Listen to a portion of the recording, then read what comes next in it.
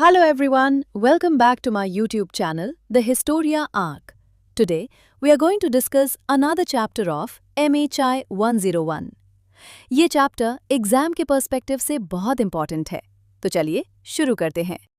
खाना बदोश साम्राज्य, ये शब्द सुनते ही क्या आता है दिमाग में? शायद बर्बर झुंड, हर तरफ विनाश और बेरोक-टोक हमले, है ना? लेकिन क्या यही पूरी कहानी है? देखिए, अक्सर हम सोचते हैं कि खाना बदोश बस बिना किसी मंजिल के यहाँ-वहाँ भटकते रहते थे, पर असलियत इससे कहीं ज्यादा गहरी और सच कहूं तो दिलचस्प है। तो आज के इस विश्लेषण में हम इसी सोच को थोड़ा चैलेंज करेंगे। हम ये देखेंगे कि यूरेशिया के इन विशाल घास के मैदानों के माहिर पशुपालकों ने आखिर कैसे इतिहास के कुछ सबसे बड़े और ताकतवर साम्राज्य खड़े कर दिए। तो चलिए इस कहानी की जड़ों तक चलते हैं, और इसकी शुरुआत होती है इस विशाल जमीन से, यूरेशिया। अब जरा नक्शे पर देखिए, कहने को तो ये एक ही महाद्वीप है ना?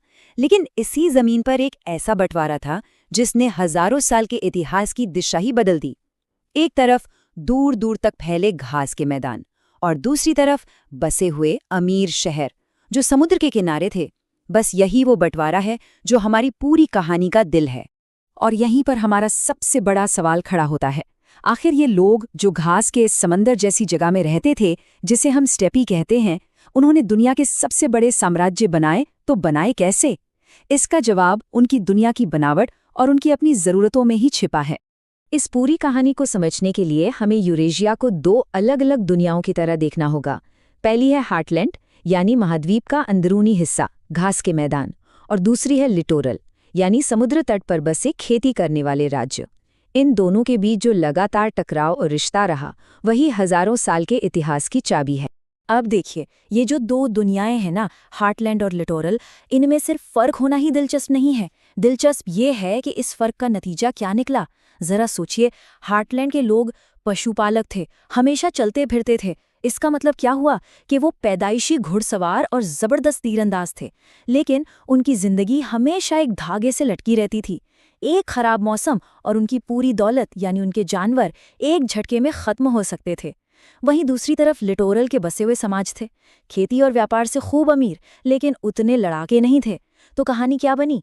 एक के पास मिलिट्री पावर थी पर पैसा टिकाऊ नहीं था, और दूसरे के पास बेशुमार दौलत थी पर वो उस दौलत की हिफाजत नहीं कर सकते थे। चलिए इसी बात को थोड़ा और गहराई से समझते हैं। अब हम हार्टलैंड के लोगों की उस असली समस्या पर फोकस करेंगे जिसने इतिहास का रुख ही मोड़ दिया। ये सिर्फ भूगोल की बात नहीं थी, ये उनके वजूद से जुड़ी एक बहुत बड़ी मुश्किल थी। उनका जीने का तरीका था पशुपालक खाना बदोशी, और ये समझना बहुत जरूरी है कि वो बस घास की तलाश में यूं ही नहीं भटकते थे। नहीं, ये उस मुश्किल माहौल में जीने की एक बहुत ही सोची समझी और कुशल रणनीति थी। वो मौसम के हिसाब से अपने जानवरों को सही चरागाहों तक ले जाते थे, क्योंकि जिंदा रहने का यही एकमात्र तरीका था। पर यहाँ एक बुनियादी प्रॉब्लम थी। भले ही स्टेपी के लोग बेहतरीन योद्धा और घुड़सवार थे, उनकी अर्थव्यवस्था बहुत नाजुक थी। वो अपनी जरूरत की हर चीज खुद नहीं बना सकते थे, जैसे अनाज, लोहे के हथियार या फिर कपड़े और शराब जैसी चीजें। इन सब के लिए उन्हें हमेशा अपने बसे हुए पड़ोसियों पर निर्भर रहना पड़ता था। और बस यहीं से कहानी एक जबरदस्त मोड़ लेती है। खाना बदोश साम्राज्य ऐसे ही नहीं बन गए कि छोटे छोटे कबीले मिले और धीरे धीरे एक राज्य बन गया। नहीं, ये साम्राज्य उनकी आर्थिक समस्या का एक सीधा और कह सकते हैं कि एक क्रूर समाधान थे। ये जो कोट है ना, ये इस पूरी बात को एकदम साफ कर देता है। थॉमस बाफील्ड, जो इस विषय के एक बड़े इतिहासकार हैं, वो कहते हैं कि एक ताकतवर, एकजुट खानाबदोश राज्य की जरूरत तब पड़ी जब उन्हें अपने अमीर, बसे हुए पड़ोसियों से डील करना पड़ा। मतलब ये जरूरत अंदर से नहीं, बल्कि बाहर की दुनिया के साथ निपटने के लिए पैदा हुई। तो फिर इन साम्राज्यों का असल मकसद क्या था? बहुत सीधा सा, सभी खानाबदोश कबीलों को एक मिलिट्री फोर्स में बदलना, जो लिटोरल राज्यों की दौलत को खींच सके। आप इसे एक बहुत बड़ी वसूली मशीन की तरह समझ सकते हैं। या तो वो हमला करके लूट लेते, या फिर वो सालाना टैक्स यानी श्रद्धांजलि मांगते, या फिर व्यापार को अपनी शर्तों पर करने के लिए मजबूर करते। और ये दर्पण प्रतिबिंब वाला आइडिया इस रिश्ते को बहुत खूबसूरती से समझाता है। होता ये था कि जब चीन में कोई मजबूत और अमीर राजवंश होता, जैसे हान राजवंश, तो वो खानाबदोशों के लिए लूटपाट का एक परफेक्ट टारगेट बन जाता था। और इसी टारगेट ने खानाबदोशों को एकजुट होकर एक ताकतवर साम्राज्य बनाने के लिए उकसाया। वहीं जब चीन कमजोर और टुकड़ों में बटा होता तो लूटने के लिए कुछ खास था ही नहीं, और तब खानाबदोश साम्राज्य भी अक्सर बिखर जाते थे। और हाँ, ये कोई एक दो बार की बात नहीं थी। ये एक ऐसा पैटर्न था जो हजारों सालों तक बार बार दोहराया गया। स्टेपी से ताकत की लहरें उठती और बाहर की दुनिया से टकराती, और हर बार वो दुनिया को हमेशा के लिए बदल देती थीं। आइए इस टाइमलाइन पर एक नज़र डालते हैं। ये पैटर्न 4000 ईसा पूर्व में शुरू हुआ था। फिर करीब 1000 ईसा पूर्व में इंडो यूरोपियन लोगों की लहर आई, जिसने ग्रीस और फारस जैसे साम्राज्यों को चुनौती दी। फिर लगभग 500 ईस्वी में हूण यूरोप में घुसे, जिससे एक डोमिनो इफेक्ट शुरू हुआ, और रोम के पतन ने भी उनका बड़ा हाथ था।